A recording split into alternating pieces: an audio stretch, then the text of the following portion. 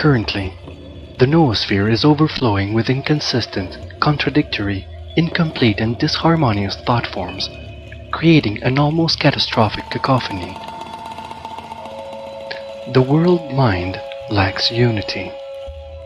For example, if you had a critical mass of people to unify on the issue of calendar change, there would be a process of thought in alignment with this critical mass, affirming the same will, intention, and thought form. To be able to unify on such a point is evolutionary and creates positive analphic engravings that have the potential of erasing or overriding or reinscribing the corrupted annals. This is the deeper moral value of calendar change. This is why creativity is so important, because it goes forward without necessary reliance on previous thought forms. For many people, calendar change is not an existing thought form. It is a creative challenge. That is why you have to use good arguments to get people's attention. This idea is not a part of most people's analphic repertoire. In fact, some people's annals prompt them to say, "Oh, we tried that already, but it didn't work." If you get a critical mass and the change happens, then the feedback received will be a further acceleration of positive analphas. Then the negative analphas will be erased. The heptocubic thought forms remains, but the analphic engraving is voided and reinscribed. Discipline is essential to change. New patterns repeated on a daily basis over time until you begin to act in such a way that prior programming obstructive to discipline can be erased and overcome. Discipline helps engrave a new program until that program becomes a central feature in the whole overall mindset.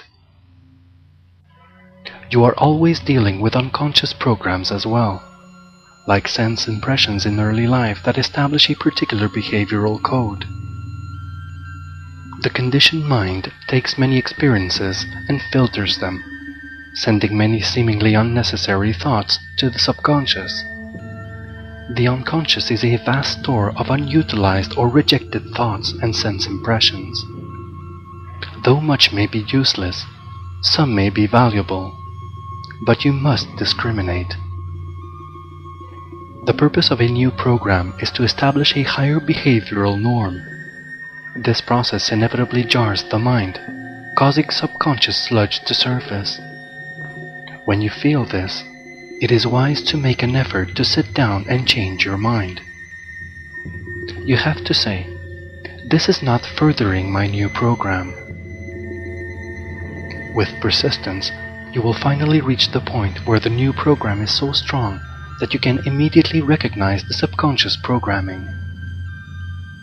The new program will become so strong that it will be an auto-regulatory mechanism, an autonomous discriminating factor that will automatically eliminate what is not necessary. The only reason we study such things is so that we can better understand our own process and ultimately reach a fully conscious triadic functioning.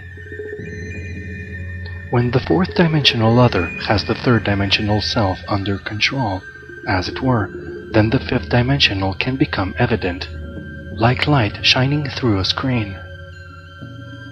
Since this is sacred light connected with a higher order of reality shining through, it is called hierophany. The point is that there is much invisible activity on our behalf that goes on behind or beyond the third dimensional screen.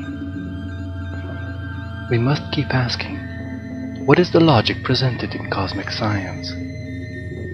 We start with the basic elemental structures, and then you have genetics, showing how the body is formed, then the atomic physics that show how the planet is formed, then follows the presentation of the dimensions and parallel universes. The different basic elements, including atomic and subatomic structures that are described in cosmic science, have meaning and validity only when they are applied to the mental spheres and functioning. It is interesting how the third and fourth dimensions are described. Perhaps we need yet another new word. psychocosmic electrodynamics to really describe our situation. One thing is certain: cosmic science is not a theory or a theoretical construct, but a description from an evolved multidimensional point of view.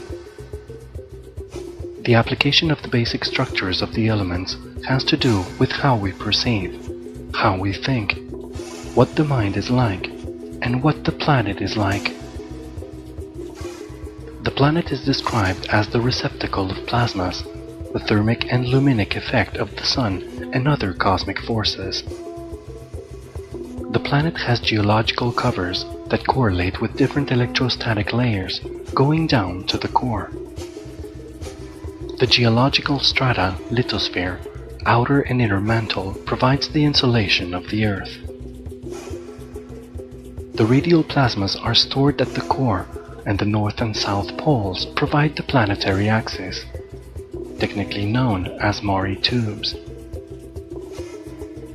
The Maury tubes are electrical current connectors, allowing all different plasmas, subatomic particles, protons, mesons, alpha mesons, etc., to flow in and out of the core at the poles.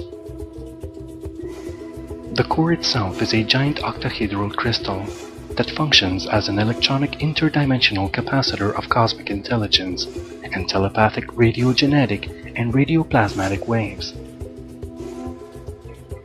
The purpose is to evolve the new human entity. Be careful with your thoughts, because all thoughts go into the atmosphere and give the environment a particular charge. Therefore, when you're fully awake and live in an instant feedback zone, you can feel if something is slightly off, because the field is charged. Cosmic science provides descriptions on how these electronic recipes work, so we can advance it to the next stage of evolution. This is imminent because of the bankruptcy of the current world order. Today we live in an empire that is the whole Earth, and it is morally, intellectually, spiritually, and emotionally bankrupt. We have to clear this stage of evolution so the next stage can occur. Cosmic science was placed into our hands now to give us the recipes to facilitate the emergence of the new evolutionary type into the evolved mental spiritual human being, the superhuman, Homo Nosfericus.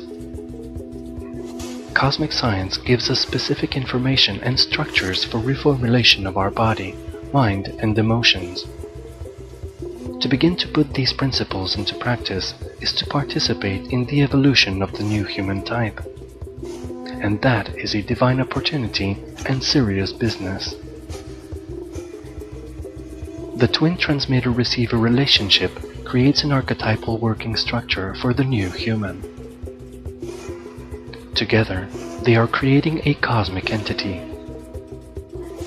This is not a personal matter or even one of personal will or choice. The universal divine will must instrument its design through human types so that their mutation can absorb the DNA configuration of the planetary human. This is a revelation of how God's will works in mysterious ways, and how a supramental descent like cosmic science and cosmic history must be fashioned through human forms. It is also important that cosmic science could not really appear apart from its context, cosmic history. The higher self is the only guide or master that supervises this process of betterment in the student. Therefore, all of the higher mental and parapsychological understanding is a function of and governed by the fifth dimensional self, which is the guardian angel or higher soul self. The fifth dimensional self is purely an electronic entity that has gained immortality. This is our immortal self. It is because the fifth dimensional self seeks a merging of the third and fourth dimensional that paranormality becomes the normality as we move into the noosphere of the superhuman.